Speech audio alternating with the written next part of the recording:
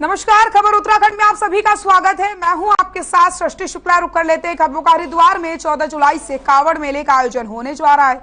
इस कांवड़ मेले को लेकर के प्रशासन की तरफ से हर पुख्ता तैयारी कर ली गई है। जिलाधिकारी विनय शंकर पांडे ने हरिद्वार के सभी विभागों के अधिकारियों से पहले ही बैठक ले ली है। कांवड़ मेले के दौरान लगने वाली खाने पीने की चीजों की अस्थायी दुकानों का रजिस्ट्रेशन करवाना अनिवार्य हो चुका है। खाद्य सुरक्षा अधिकारी राजेंद्र पाल ने बताया कि मेले में लगाई जाने वाली खाने पीने की दुकानों का ऑनलाइन रजिस्ट्रेशन होना है और खाद्य सुरक्षा विभाग से लाइसेंस लेना अनिवार्य है। साथ ही साथ उन्होंने कहा कि टीम बनाई गई है जो समय समय पर दुकानों पर जाएगी और खाद्य वस्तुओं की गुणवत्ता की जांच करेगी। हरिद्वार में कांवड़ मेले का आयोजन को लेकर के यहां पर बैठक की गई। इसी के साथ खाद्य वस्तुओं की क्वालिटी की जांच समय समय पर की जाएगी और इसी के साथ जो लोग भी यहां पर दुकानें लगाएंगे उन्हें रजिस्ट्रेशन कराना अनिवार्य हो चुका है। तो कांवड़ मेले को लेकर के प्रशासन पूरी तरीके से तैयार है। जिलाधिकारी विनय शंकर ने बैठक की है।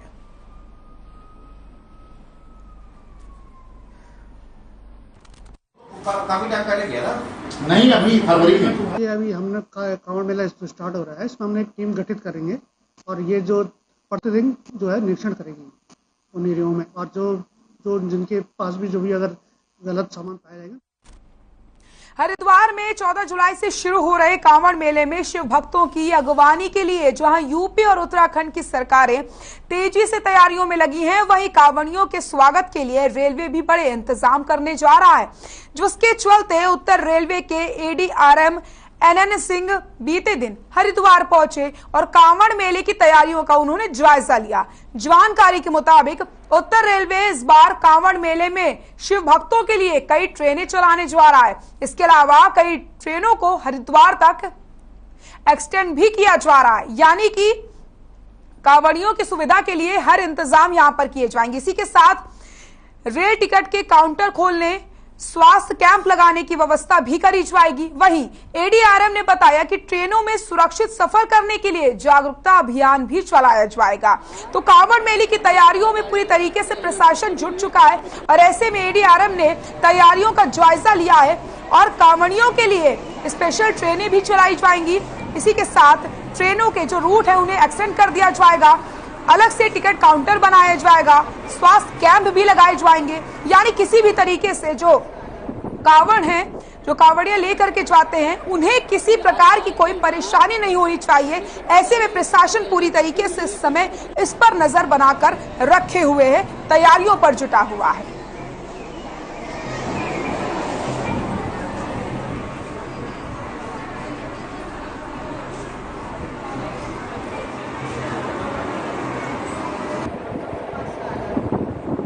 देखिए, 2 साल जो कोरोना के चलते कांवड़ मेला पर प्रतिबंध था, उसके बाद ज़्यादा पैसेंजर आने की संभावना है। उसको ध्यान में रखते हुए हम लोगों ने राज्य सरकार के साथ कोऑर्डिनेशन मीटिंग 6 तारीख को रखा हुआ है और डीजीपी उत्तराखंड की एक चिट्ठी के आधार पे ये बताया गया है कि 3 करोड़ 90 लाख लोग पिछली बार 2019 में आए थे, उसमें 20 से 30% बढ़ोतरी की संभावना है।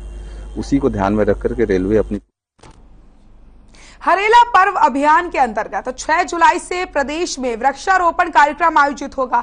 ये आयोजन हरेला पर्व कार्यक्रम के प्रदेश संयोजक अरविंद पांडे की ओर से कराया जा रहा है, जो गदरपुर से बीजेपी की विधायक हैं। उन्होंने कहा कि प्रकृति के संरक्षण और संवर्धन के लिए ये कदम जरूरी है। ये कार्यक्रम 16 जुलाई को हरेला पर्व के दिन चलेगा। रविवार को भाजपा कार्यालय में उन्होंने पत्रकारों से बातचीत की, जहां उन्होंने बताया कि भाजपा के सभी कार्यकर्ता पूरे प्रदेश भर में पौधारोपण करेंगे। इस अवसर पर कार्यकारी जिलाध्यक्ष विवेक सक्सेना, विधायक शिव अरोड़ा और योगेश शर्मा भी मौजूद रहे। तो हरेला पर्व नजदीक है और ऐसे में किस तरीके से प्रकृति को हम सुरक्षित कर सकते हैं, इसके लिए यहां पर कदम उठाए जाएंगे और आपको बताते चले हर जगह पौधारोपण भी किया जाएगा। विधायक अरविंद पांडे कार्यक्रम भी करवाने जा रहे हैं। पूरे प्रदेश में करोड़ों पौधे लगाए जाएंगे ताकि प्रकृति को हम बचा सके, उसे फिर से हरा भरा कर सकें। और हरेला पर्व काफी ज्यादा यहां पर उत्तराखंड में बहुत ही अच्छी तरीके से मनाया जाता है, काफी महत्व है हरेला पर्व का।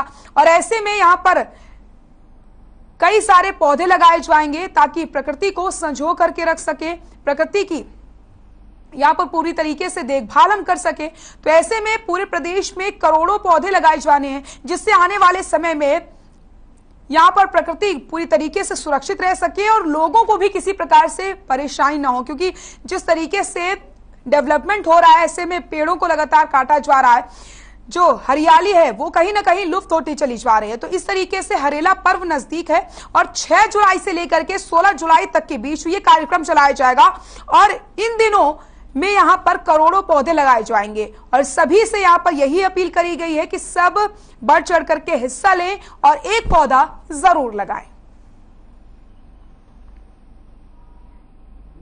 आज क्या है, भारतीय जनता पार्टी 106 है। डॉक्टर श्यामा प्रसाद मुखर्जी जी के बलिदान दिवस 23 जून से लेकर हरेला का त्यौहार 16 जुलाई को होता है। इस पखवाड़े को भारतीय जनता पार्टी ने 100% डॉक्टर श्यामा प्रसाद मुखर्जी जी के बलिदान दिवस को समर्पित किया है और प्रदेश के कोने कोने में हरेला त्यौहार विधिवत संपन्न हो। प्रकृति के संरक्षण संवर्धन के लिए सभी जगह बाजपुर चीनी मिल के जीएम विनीत जोशी और किसानों के बीच बैठक हुई, जहां चीनी मिल की समस्याओं को समय से दूर करने और चीनी मिल को तैयार करने की मांग उठाई गई। इस दौरान किसानों ने गन्ने के बकाया भुगतान को लेकर के भी अपनी बात रखी और जल्द से जल्द टेंडर प्रक्रिया को पूरा करने की मांग करी गई। किसानों की तरफ से बैठक का नेतृत्व बीक्यू के प्रदेश अध्यक्ष करम सिंह पड्डा ने किया, जहां उन्होंने कहा कि बीते पेराई सत्र में गन्ना पेराई के दौरान काफी परेशानियां सामने आई, जिनसे किसानों को जूझना पड़ा, इसलिए चीनी मिल की मरम्मत जरूरी है। वहीं चीनी मिल के जीएम विनीत जोशी ने बताया कि चीनी मिल के मरम्मत का काम जारी है, जिसे जल्द से जल्द पूरा कर दिया जाएगा। तो आपको बता दें, चीनी मिल की मरम्मत को लेकर के बैठक की गई है। इसी के साथ आपको बता दें,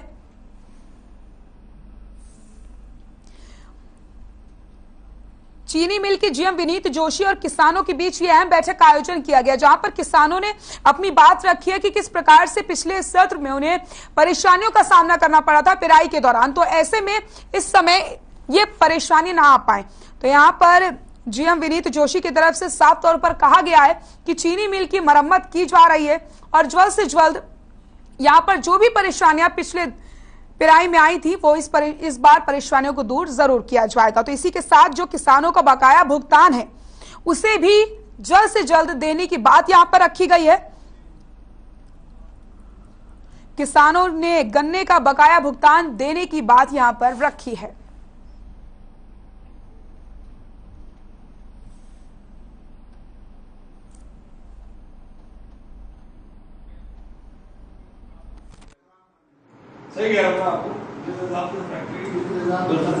हमारी 2-3 मांगे हैं ज़्यादा। मेन तो ये है कि फैक्ट्री टाइम से चले और जीएम साहब ये बता रहे हैं कि बैलर जो है वो काम नहीं कर रहा, बिल्कुल पुराना हो गया बहुत ज़्यादा। इसलिए आज हमें बड़ी अच्छी खुशी की बात है कि हमारे चीमा बैलर वाले यहाँ आए हुए मौजूद बैठे हुए हैं। उन्होंने जीएम साहब को सारी बात बता दी है कि बैलर कैसे लगेगा, मरम्मत क्या होगा, कैसे होगा। अगर बैलर ठीक हो तो फैक्ट्री ठीक चलेगी। संज्ञान लिया जा रहा है और बार बार किसान बंधुओं के साथ बैठक भी की जा रही है। अंदर अच्छा काम चल रहा है। कोशिश ये हो रही है कि हम 15 अक्टूबर तक अपना कार्य समाप्त कर लें और ट्रायल भी कर लें जल्दी से जल्दी, जिससे कि जब भी हमको आदेश हो मिल चलाने का, हम उस वक्त मिल चला सकते। लगता है कि वो सारे खराब करने के लिए सही कह रहा हूँ आपको। जिस हिसाब से फैक्ट्री आपने कितना बजट मांगा इसके लिए? आपको बताते चले, किसानों की और चीनी मिल के जीएम के बीच ये बैठक हुई है और किसानों ने गन्ने का बकाया भुगतान जल्द से जल्द करने की यहाँ पर मांग रखी। इसी के साथ चीनी मिल की मरम्मत की भी मांग यहाँ पर उठाई गई है कि जल्द से जल्द चीनी मिल की मरम्मत कराई जाए।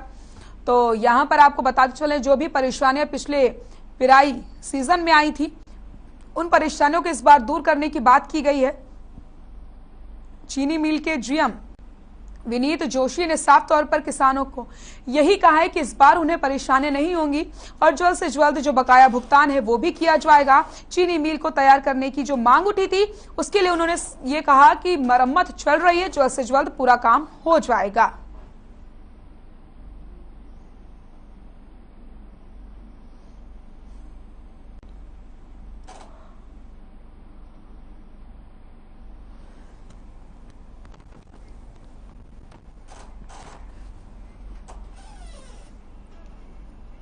ऋषिकेश में कूड़ा निस्तारण प्लांट का विरोध फिर से शुरू हो गया। मामला गुमानीवाला क्षेत्र के पास का है, जहां पानी बीट में वन विभाग की 10 हेक्टेयर भूमि पर 50 करोड़ रुपए की लागत से कूड़ा निस्तारण प्लांट बन रहा है, जिसके चलते ग्रामीणों ने नगर निगम कार्यालय पर इकट्ठे होकर जमकर नारेबाजी की और प्रदर्शन किया। इस दौरान सूचना पर पहुंची मेयर अनीता ममगाई को भी ग्रामीणों के विरोध का सामना करना पड़ा और मेयर ज्ञापन लेने के बाद मौके से चली गई। मामले में ग्रामीणों ने आरोप लगाया कि भारत सरकार को हकीकत से दूर रख करके साठगांठ करके आबादी वाले क्षेत्र में कूड़ा निस्तारण प्लांट लगाने की अनुमति ली गई है। ऐसे में कूड़ा निस्तारण प्लांट अगर लगेगा तो जो हाल गोविंद नगर में मौजूद ट्रेंचिंग ग्राउंड का है वही हाल लाल पानी क्षेत्र का भी हो जाएगा। तो कूड़ा निस्तारण प्लांट का जमकर विरोध किया यहाँ पर क्षेत्रवासियों ने। निगम पर साठगांठ के आरोप लगाए गए हैं। तो आप ये तस्वीरें देख सकते हैं किस तरीके से यहाँ पर विरोध प्रदर्शन जताया गया है। कूड़ा निस्तारण प्लांट को लेकर के ये विरोध हुआ है।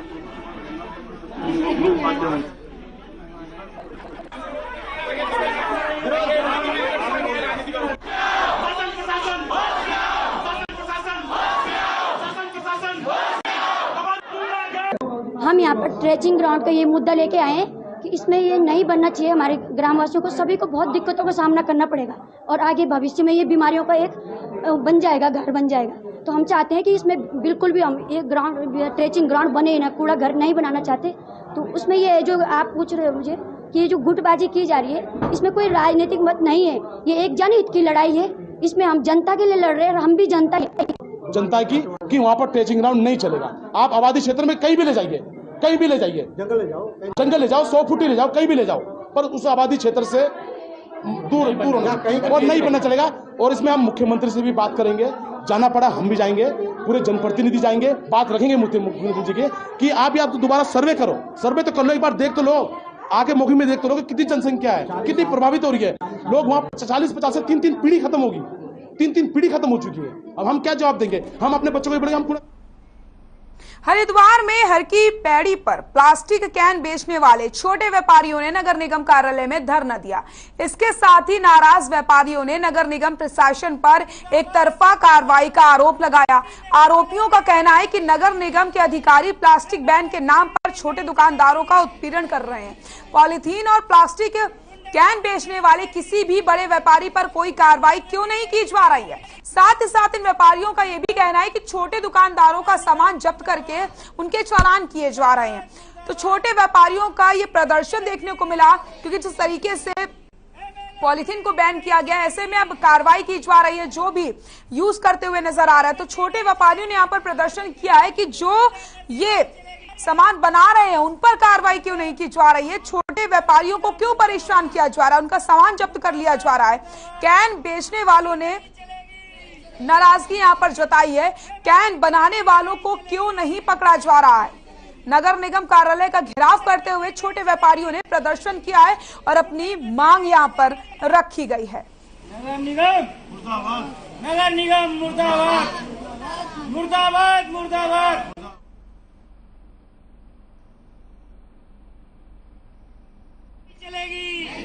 अगर गंगा जल कैन बंद है तो पूर्णतः आप उसे बैन करो और बड़े फैक्ट्रियों को बंद करो, ना कि नीचे की टहनियां बंद करो, ना कि नीचे की टहनियां बंद करो। आप कंपनी बंद कर दो, माल नहीं बिकेगा।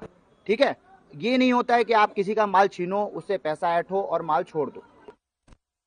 खटीमा विकासखंड के ग्राम प्रधान संघ ने 3 जुलाई से होने वाले मनरेगा सोशल ऑडिट की तारीख को 3 महीने तक बढ़ाने की मांग को लेकर के विकास अधिकारी के नाम ज्ञापन सौंपा। ज्ञापन के मुताबिक विकासखंड खटीमा बाढ़ग्रस्त क्षेत्र के अंतर्गत आता है, इसलिए बरसात के सीजन में मनरेगा सोशल ऑडिट सही ढंग से नहीं हो पाना संभव है। वहीं ग्राम प्रधान संघ के अध्यक्ष संजीव सिंह राणा ने बताया कि बरसात के कारण मनरेगा का सोशल ऑडिट अभी ठीक तरीके से नहीं हो पाएगा और कर्मचारियों की ड्यूटी भी बाढ़ राहत कार्यों में लगी हुई है, इसलिए मनरेगा सोशल ऑडिट 3 महीने बाद यानी बरसात के बाद कराया जाएगा। इसके साथ ही प्रधान संघ ने चेतावनी दी कि अगर निर्धारित तारीख को स्थगित नहीं किया गया तो उग्र आंदोलन किया जाएगा। प्रधान संघ ने ज्ञापन सौंपा है, बरसात के बाद कराया जाए सोशल ऑडिट और अगर इस ऑडिट को स्थगित नहीं किया गया तो यहां पर विरोध प्रदर्शन की चेतावनी भी दी गई है। तो तारीख स्थगित नहीं होने पर आंदोलन किया जाएगा। प्रधान संघ ने सौंपा है ज्ञापन।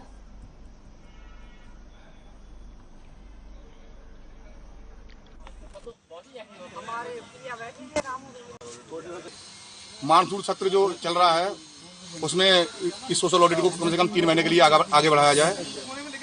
इसी विषय में हमने क्या कहते हैं वीडियो साहब को ज्ञापन दिया। पौड़ी नगर पालिका के विकास कार्य आम जनता पर भारी पड़ रहे हैं। दरअसल पौड़ी नगर पालिका की ओर से विकास भवन से विकास मार्ग के लिए पिछले 1 साल से सड़क निर्माण का काम करवाया जा रहा है, लेकिन ठेकेदार ने सड़क को इस तरीके से काटा कि ऊपर की सड़क के नीचे से खोखला कर दिया। वहीं बीती रात हुई बारिश में ऊपर की सड़क धंस गई और सड़क पर खड़ी कार नीचे पलट गई, जिसके बाद स्थानीय निवासियों ने सड़क निर्माण में इस्तेमाल हो रही सामग्री की गुणवत्ता की जांच की मांग करी है। स्थानीय निवासियों का कहना है कि अगर बारिश ने अपना रौद्र रूप दिखाया तो विकास मार्ग मोहल्ले के सभी मकान खतरे की जद में आ सकते हैं। तो आपको बता दें, बारिश ने विकास कार्यों की पोल खोल के रख दी है। तस्वीरें आप देख सकते हैं जहां पर इस तरीके से सड़क बनवाई गई कि थोड़ी सी ही बारिश में सड़क उखड़ जाती है और सड़क धंसने के बाद जो कार ऊपर खड़ी हुई थी वो नीचे गिर जाती है। तस्वीरें भी आपको हम दिखा रहे हैं। यहां पर अब लोगों की यही मांग है कि सामग्री का जांच कराई जाए कि आखिरकार किस प्रकार की सामग्री सड़क निर्माण में इस्तेमाल की गई है, क्योंकि अगर तेज बारिश होगी तो सारे मकान यहां पर खतरे की जद में आ सकते हैं, लोगों की जान को भी यहां पर खतरा हो सकता है।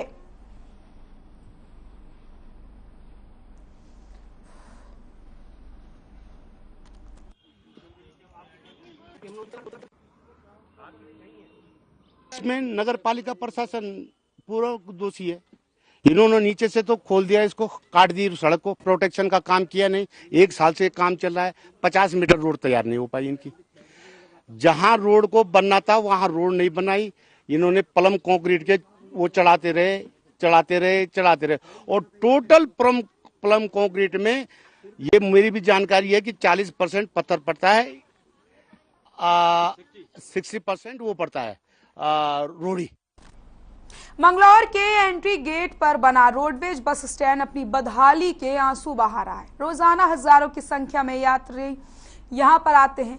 राज्यों के आवागमन के लिए इसी रोडवेज बस स्टैंड पर वाहनों के इंतजार के लिए खड़े रहते हैं। नेशनल हाईवे 4 लेन बनने के बाद यात्रियों की भीड़ में भी इजाफा हुआ, लेकिन मंगलौर बस स्टैंड पर यात्रियों को मूलभूत सुविधाओं से वंचित रहना पड़ रहा है। भीषण गर्मी के चलते यात्रियों को घंटों धूप में खड़े होकर के बसों का इंतजार करना पड़ता है।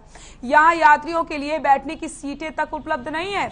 बस स्टैंड पर ना तो पीने का पानी की व्यवस्था है और ना ही बिजली की सप्लाई है, जिसकी वजह से यात्रियों को परेशानियों का सामना करना पड़ता है।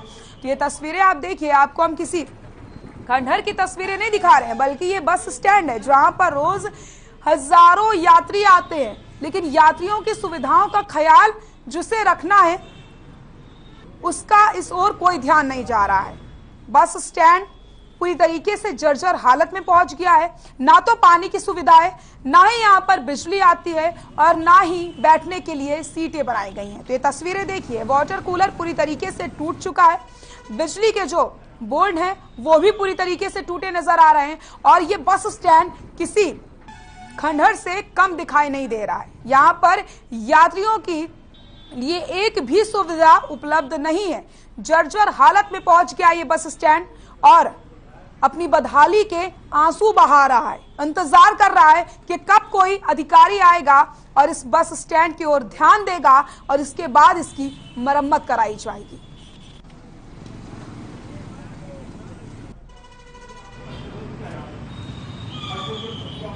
उत्तराखंड का प्रवेश द्वार होने के नाते मंगलौर बस स्टैंड की इम्पोर्टेंस बहुत बढ़ी हुई है और अगर बस स्टैंड को देखा जाए तो वहाँ यात्रियों के लिए कोई सुविधा नहीं है। धूप और बारिश से बचने के लिए कोई टीन शेड नहीं है, बैठने के लिए कुर्सियाँ नहीं है, पीने के लिए पानी नहीं है, शौचालय की हालत जो है वो बद से बदतर है। इस संबंध में मैंने नगर पालिका के ईओ से बात की थी और रोडवेज के ARM आलोक जी से भी बात की थी। यहाँ पे कोई भी सुविधा नहीं है। आप देख सकते हैं यहाँ की हालत, ना बैठने के लिए लेडीज़ के लिए कोई है, ना जेंट्स के लिए कोई है, कोई चेयर वगैरह आपको या कोई सीटिंग वगैरह जो आजकल जो सरकार कर रही है कुछ नहीं है।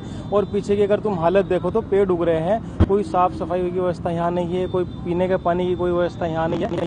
उच्च अधिकारियों को हमने डिमांड भेज दी है और क्योंकि ये पीछे जो कोरोना काल में ये यहाँ से जो है डैमेज कर दिया था यहाँ का फर्नीचर और उसकी डिमांड भेज दी गई है और GM साहब ने जो आश्वस्त किया कि जल्दी यहाँ से भेज दिया जाएगा। ऋषिकेश में सरकारी अस्पताल एक बार फिर से सुर्खियों में है, जहां मरीजों ने डॉक्टर्स पर गंभीर आरोप लगाए। मरीजों का आरोप है कि डॉक्टर सरकारी अस्पताल में समय नहीं देते।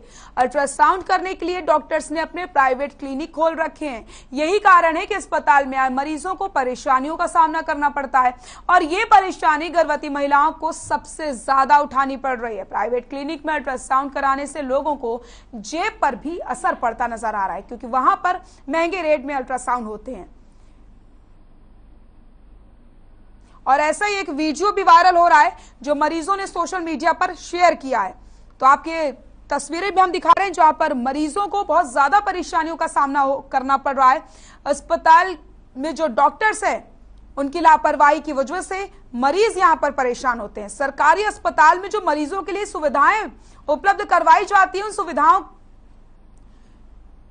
को उपलब्ध यहां पर इसका सहारा मरीज नहीं ले पा रहे हैं, मरीज परेशान हो रहे हैं। अल्ट्रासाउंड कराने के लिए उन्हें प्राइवेट क्लिनिक में जाना पड़ता है। सोशल मीडिया पर एक वीडियो काफी तेजी से वायरल हो रहा है जो इस समय डॉक्टर्स पर सवाल खड़े कर रहा है। देखने वाली बात यह होगी कि इन सरकारी डॉक्टर्स पर कब तक कार्रवाई की जाती है और कब तक किसी तरीके से ये मरीजों को परेशान करेंगे, अपने प्राइवेट क्लिनिक में बुला करके उनका इलाज करेंगे।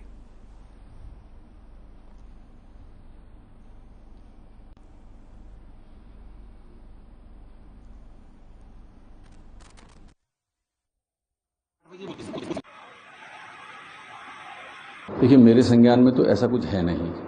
हम पूरी शिद्दत से अपना काम करते हैं और 40 से 50 के लगभग अल्ट्रासाउंड होते हैं। तो ये 40-50 अल्ट्रासाउंड जो होते हैं वो इस बात का स्वयं प्रमाण है कि हम पूरा टाइम अपना देते हैं यहाँ पर। स्वाभाविक सी बात है, तो बाहर का प्रश्न होता ही नहीं है। सर, मैं यहाँ पर सरकारी हॉस्पिटल में अपना अल्ट्रासाउंड कराने के लिए आई। मेरे को यहाँ पे आधा घंटे से वेट कर रही हूँ। यहाँ पर मैं आई, मैंने देखा डॉक्टर यहाँ अवेलेबल नहीं था। वो अपना कोई प्राइवेट क्लिनिक में अल्ट्रासाउंड करा रहे थे। अगर उनको यही सब करना है तो फिर अपना वहीं जाके करें ना। यहाँ पे जो प्रेग्नेंट लेडी है उनको बहुत ज़्यादा तकलीफ हो रही है। मैं यहाँ पे ऐसे सुबह से बैठी हुई हूँ, आधा घंटे से ऊपर हो गया। ऐसे अल्ट्रासाउंड करवाने हैं अपनी ननद का, और यहाँ पे डॉक्टर नहीं है। वो ऐसे प्राइवेट क्लिनिक उन्होंने ऐसे बाहर खोल रखा और वहाँ पर जाके वैसे अल्ट्रासाउंड कर रहे हो लोगों का। तो अगर जो ऐसे ही करना है तो ऐसे या तो प्राइवेट में चले जाए या तो सरकारी में रहे। जो यहाँ पर लोग आ रखे हैं उनको तो बहुत दिक्कत। कालागढ़ में एक बागिन ने बीच रास्ते में 2 युवकों पर हमला करके उन्हें घायल कर दिया। वहीं उसके बाद बागिन गांव में घुस गई, जहां गाय और भैंस पर हमला करके उन्हें मौत के घाट उतार दिया। इधर घटनास्थल पर मौजूद लोगों ने शोर मचाते हुए बागिन को जंगल में भगा दिया। ग्रामीणों का कहना है कि हमलावर बागिन लगातार गांव के आसपास घूम रही है, जिसे लेकर ग्रामीणों में डर का माहौल बन गया है। ग्रामीणों वन विभाग के संबंधित अधिकारियों से गांव में गश्त बढ़ाए जाने की मांग करी है। तो कालागढ़ में एक बागिन ने 2 युवकों पर हमला किया और उसके बाद पशुओं को भी मौत के घाट उतार दिया। वो लगातार गांव के आसपास चक्कर लगा रही है।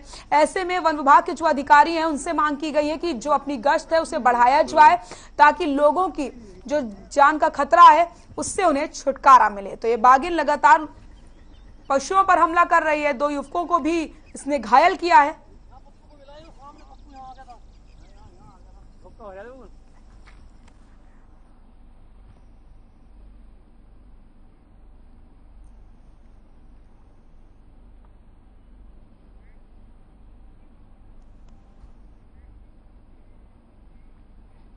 ऊधम सिंह नगर के खटीमा से एक दिल दहला देने वाला मामला सामने आया, जहां मेहरबान नगर गांव में पशुओं को नदी पार करा रहे एक किशोर को मगरमच्छ ने अपना निवाला बना लिया। घटना की जानकारी जैसे ही आसपास के लोगों को लगी तो मौके पर भारी भीड़ इकट्ठी हो गई। वन विभाग और पुलिस को बुलाया गया।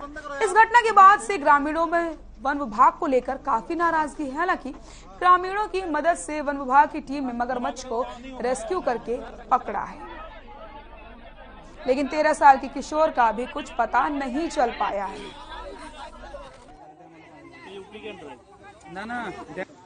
चौकी क्षेत्र में मेहरबान नगर गांव पड़ता है, उसके पास ही देवा नदी बहती है। तो वहाँ पर 3 बालक नदी में शायद नहाने गए थे, तो उसमें से एक 12-13 वर्षीय बच्चा था, उसको मगरमच्छ ने अपना निवाला बना दिया। तो जिस सूचना पर पुलिस, वन विभाग की टीम और राजस्व की टीम मौके पर गई थी, तो काफ़ी प्रयास, जिसमें बच्चे की तलाश का काफ़ी प्रयास किया गया था, जिसमें ग्रामीणों द्वारा एक मगरमच्छ को पकड़ा भी गया था, जिसको वन विभाग ने अपनी सुपुर्दगी में लेकर अग्रिम कार्रवाई हेतु अस्पताल ले गए थे। थराली पुलिस को बड़ी कामयाबी हाथ लगी। पुलिस ने 25 जून को हुई महामृत्युंजय मंदिर से चोरी मामले का पर्दाफाश किया। पुलिस ने मंदिर से चोरी और बाइक चुराने वाले आरोपी को गिरफ्तार किया। पुलिस उपाध्यक्ष अमित कुमार सैनी के मुताबिक मंदिर समिति की तरफ से शिकायत दर्ज करवाई गई थी। इसके साथ ही एक स्थानीय युवक ने भी बाइक चोरी होने की सूचना दर्ज कराई थी। पुलिस ने एक टीम गठित करके सीसीटीवी और सर्विलांस की मदद से चोर को रुद्रप्रयाग से गिरफ्तार किया है।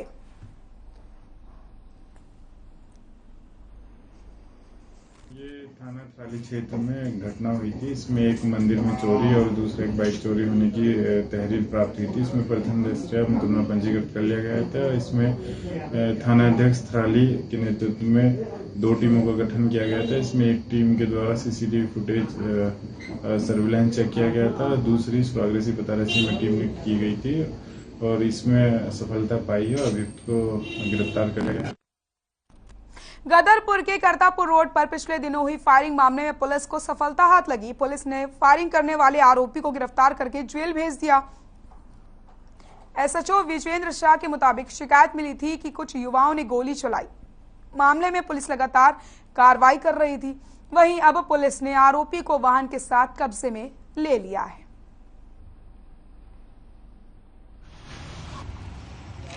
वार्ड नंबर 1 में बलवीर सिंह नाम का युवक रहता है अपने परिवार के साथ। उसके द्वारा एक रिपोर्ट दर्ज कराई गई कि उसके ऊपर कतिपय कुछ युवकों ने फायरिंग की है। इस पर उसकी तहरीर के आधार पर उक्त युवकों के विरुद्ध नामजद रिपोर्ट दर्ज कराई गई और इसमें विवेचना करते हुए जो घटना में प्रयुक्त कार है उसको हमारी पुलिस टीम द्वारा कार स्वामी के साथ गिरफ्तार कर लिया गया। आज उस युवक को भी जो है माननीय न्यायालय में पेश किया गया। खबर उत्तराखंड में फिलहाल के लिए इतना ही। देखते रहिए हर खबर। नमस्कार।